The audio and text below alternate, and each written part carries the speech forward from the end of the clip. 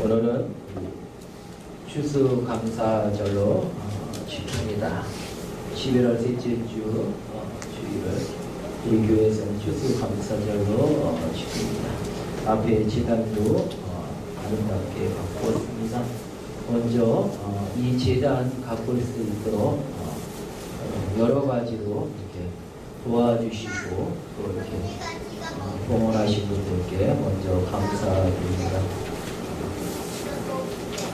오늘 제목의 말씀은 하나님의 감사입니다. 한번 따라할까? 하나님의 감사. 하나님의 감사. 오늘 뭐 아침에 안 좋은 일이 있으셨어요? 얼굴 표정들이 굉장히 안 좋아 보이세요?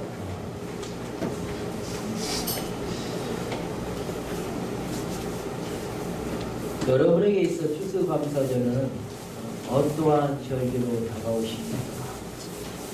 올해도 마찬가지로 똑같이 11월 셋째 주에 추수감사절로 지킵니다.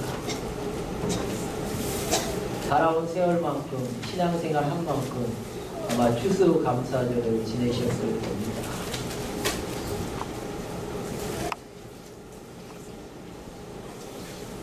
추수감사절의 유래를 좀 생각해 보면 우리가 잘 아는 것처럼 미국의 신대륙을 발견한 후에 그들이 그 이듬해에 농작물을 수확하고 나서 그 주위에 있는 사람들과 함께 같이 이 추수감사 절기를 지키게 되지요.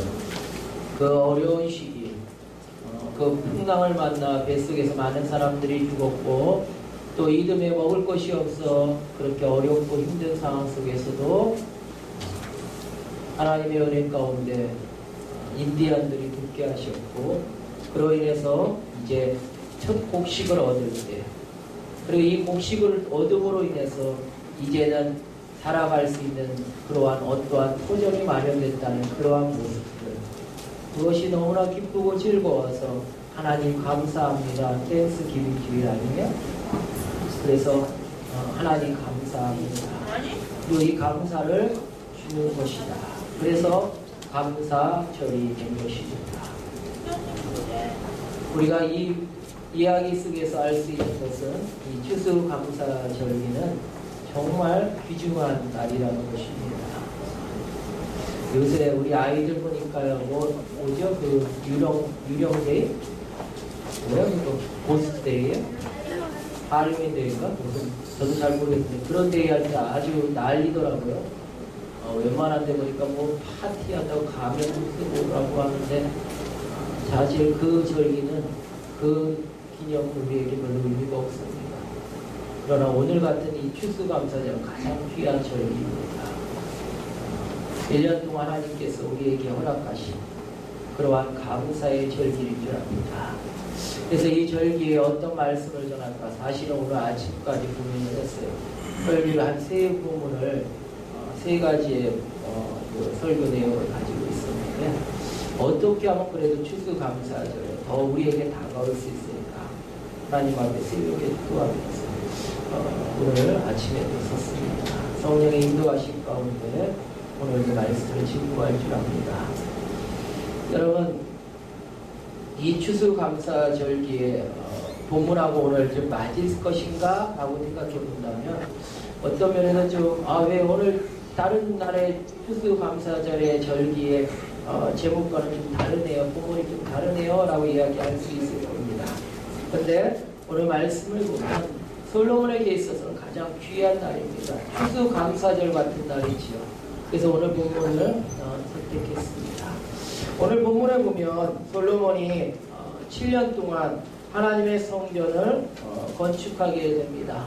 그리고 하나님의 성전을 건축하고 나서 이제 온 백성들과 함께 이제 하나님 앞에 성전을 봉헌하는 그러한 예배, 감사 예배를 드리고 있는 모습을 보게 됩니다.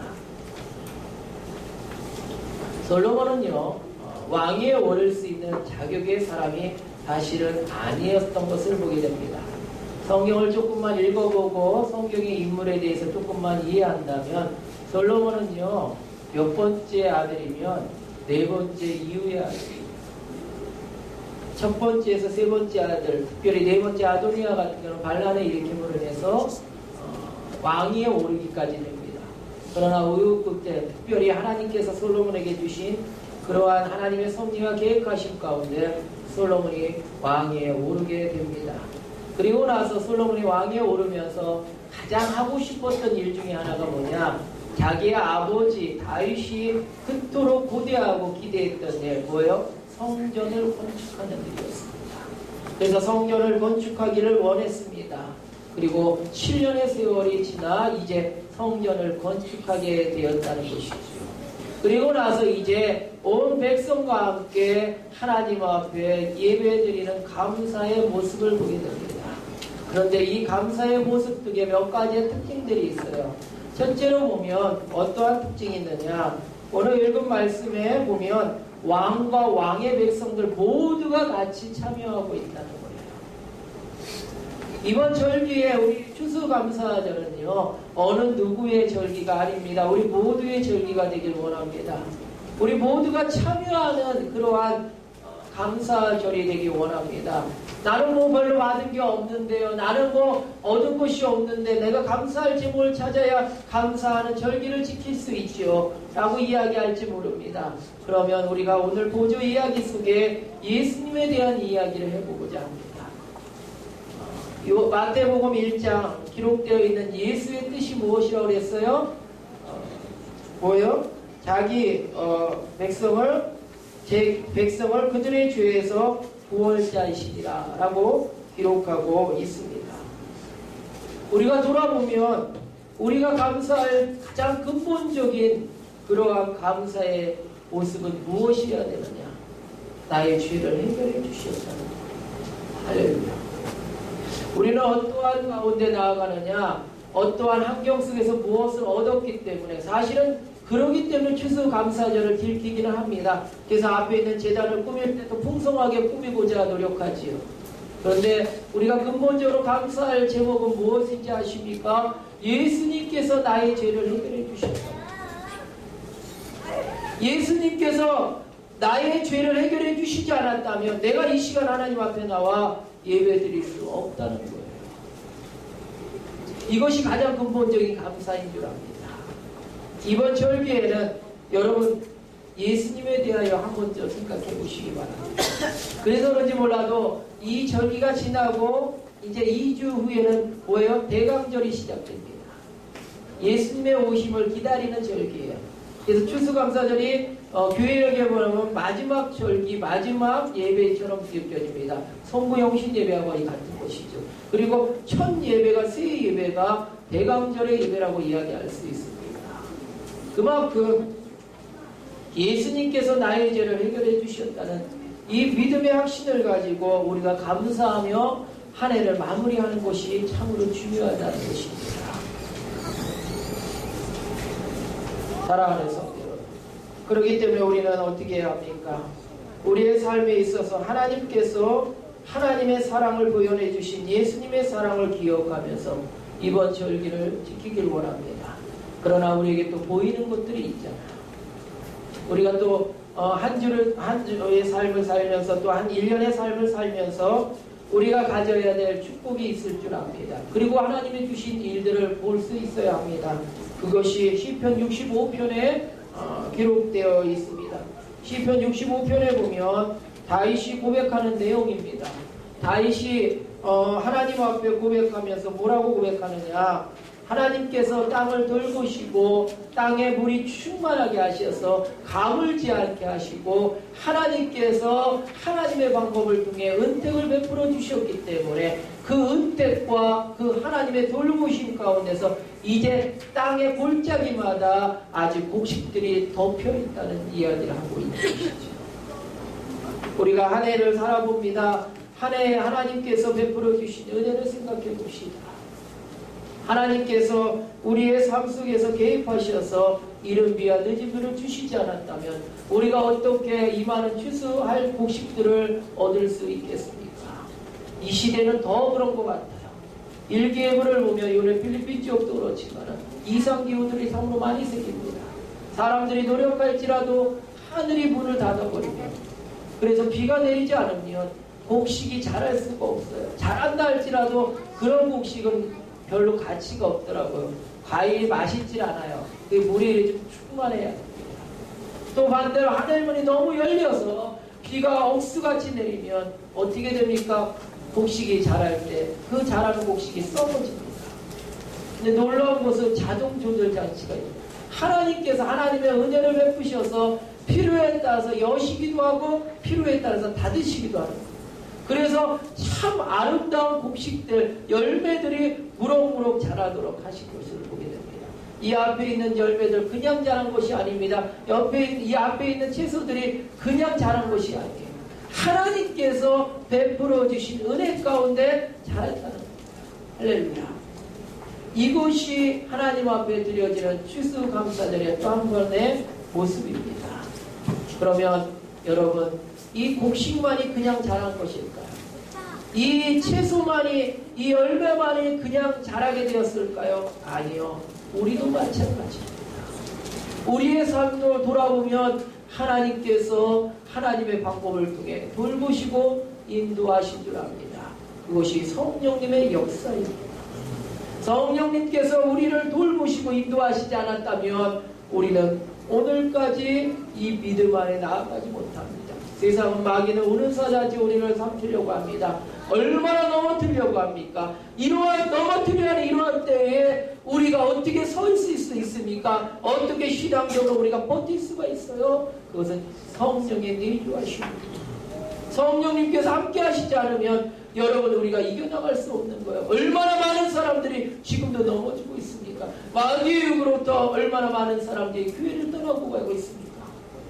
그런데 우리는 성령의 인도하실 가운데 오늘도 여러분 작년에 드렸던 추수감사절은 똑같이 드리는 것 같지만 생각해 보세요.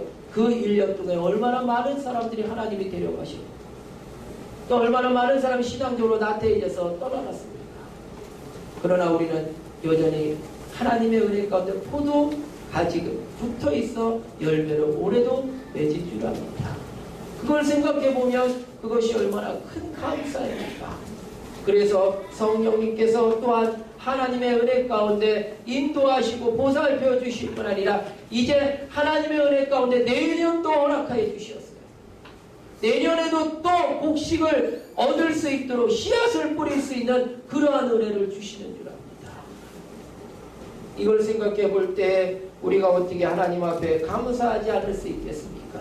그래서 우리는 1년 내내 감사하는 절기를 지켜야 합니다. 그런데 하나님께서는 하나님의 방법을 통해 절기를 정하시고 그 절기 가운데 우리에게 이러한 추수감사절을 올해도 지키게 하신 줄 압니다. 이와 같이 삼위일체 하나님으로 인하여 기뻐하고 즐거워하기를 원합니다. 하박국 선지자는 고백합니다. 나에게 있어서 어떤 것이 없습니다. 외양간에 소가 없고 아버지 또한 소출이 없습니다. 현실을 볼 때 바라볼 때 감사할 것이 없습니다. 그러나 나는 여호와로 인하여 기뻐하고 구원의 하나님으로 인하여 즐거워하리로다. 그렇게 고백하며 절기를 지내는 그러한 모습이 우리의 삶이 되기 원합니다. 오늘 말씀으로 돌아가 봅시다. 그래서 이스라엘 백성이 하나님 앞에 이 솔로몬 왕과 함께 성전을 드리고 나서 하나님 앞에 예배를 드리는데 이제 봉헌할 예물을 드릴 시간이 되었어요.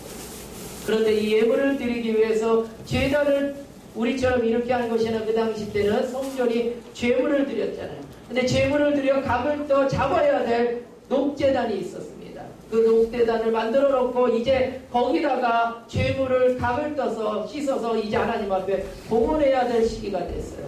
그런데 너무나 많은 사람들이 봉헌하다 보니까 오늘 보니까 소가 얼마나 돼요? 소가 얼마나 된다고 그랬어요? 그래요. 2,000마리가 돼. 22,000마리입니다. 양이 12만 마리. 근데 이게 다가 아니라 이거 넘어라는 걸 오늘 보게 됩니다. 그러니까 이렇게 드리니까 어떻게 됩니까? 녹제단이 심히 그것을 충당할 수가 없었어요. 그래서 할 수 없이 녹제단에서 드린 것이 아니라 그냥 마당에서 잡았어요. 그리고 더 이상 용납하지 않았어요. 왜? 더 이상 할 수가 없을 만큼 너무나 넉넉하게 넘쳤다는 거예요. 그래서 그 넉넉함을 통하여 하나님 앞에 귀하게 예물을 드리는 그러한 모습을 보게 됩니다. 그것만입니까? 그렇지 않습니다. 그리고 나서 14일을 정해서 실치를 더했습니다. 원래 7주를 하려고 했는데 7일을 하려고 했는데 사람들이 너무나 많고 제물을 드릴 것이 너무나 많고 하나님 앞에 드려드릴 시간이 너무나 많으니까 많은 사람들이 오니까 7일을 더 연장해서 14일을 했어요. 그래서 8일째 될 때는 어떻게 됐다고 그랬어요? 오늘 말씀해 보니까 각자 축복하고 각자 집으로 돌려보냈어요. 14일을 정했는데 7일을 지내고 8일째 될 때 돌려보냈어요. 왜 돌려보냈는지 아십니까? 이건 또 하나님의 뜻이라고 생각합니다. 저는 추수감사절에 가장 귀한 것이 이것이라고 생각합니다. 추수감사절을 예배를 하나님 앞에 드리고 이렇게 봉헌하는 이 예배를 드리는 이 시간에 여러분만 기뻐하는 것이 아니라 이제 가정과 함께 기뻐하랍니다. 그래서 7일이 되고 8일 될 때 가정으로 축복하며 보냈습니다. 그들이 돌아가서 무엇을 했을까? 그 감격을 놓지 못하는 거예요. 마치 다윗이 어렵게를 들어왔을 때 그것이 너무나 기뻐서 자기 가정에서 하나님 앞에 춤추며 찬양하고 싶었던 그 모습들처럼 너무나 기쁘고 감사해서 자기 가족들과 7일 동안 더 보내라고 보낸 거예요. 그들이 돌아가서 무엇을 했을까? 감사하며 하나님 앞에 기뻐하며 예물을 드리며 하나님 앞에 예배드렸겠죠. 그 예배가 온 백성들의 가정에 충만했다는 것입니다. 사랑하는 성도, 이와 같이 절기는 그런 것입니다. 여러분 추수감사절은요 나로부터 시작되지만 그러나 나로부터 시작될 뿐 아니라 많은 사람들에게 넉넉하게 나눠줄 수 있어야 합니다. 그래서 오늘 우리도 참 감사하게요 그 마음을 이해했는지 또 우리 제일남성교회에서 우리 떡을 또 준비했어요. 그래서 여러분 혹시라도 식사를 나누시지 못하시는 분은 나가실 때 떡을 좀 하나씩 갖고 가시면 감사하겠습니다. 그 외에 또 광고 시간에 광고를 하겠지만요. 어쨌든 이렇게 나눠주는 즐거움이 있어야 합니다. 절기는요 나눠주는 기쁨이 있어야 합니다. 사랑하는 성도 여러분 이 추수감사절에 하나님의 주신 은혜를 기억하며 여러분이 나누는 그 기쁨이 한없이 하나님의 은혜 가운데 넘치길 원합니다. 이 추수감사절 정말 귀중한 이 절기 여러분 은혜의 그러한 귀한 절기가 되길 원합니다. 기도드리겠습니다.